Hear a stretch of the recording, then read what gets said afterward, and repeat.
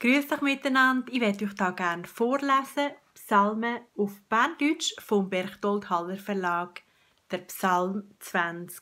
Ein Psalm von David. Der Herr soll dir Antwort geben am Tag der Not.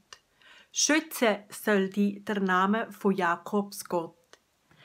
Er soll dir Hilfe schicken aus seinem Heiligtum. Soll dir beistehen vom Zionsberg her.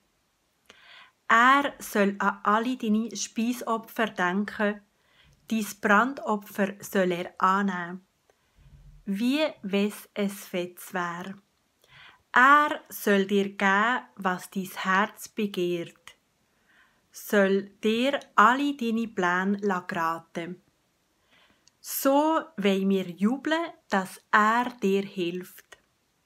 Im Namen von unserem Gott die Fahne schwenken.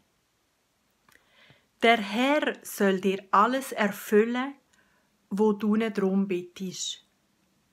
Jetzt habe ich erlebt, dass der Herr dem hilft, wo er gesalbt hat. Er zeigt aus seinem heiligen Himmel, dass er ihn hört. Mit der mächtigen Hilfe von seiner rechten Hand. Die einen verlassen sich auf Wege, die anderen auf Ross. Aber wir verlassen uns auf den Namen vom Herr, unserem Gott.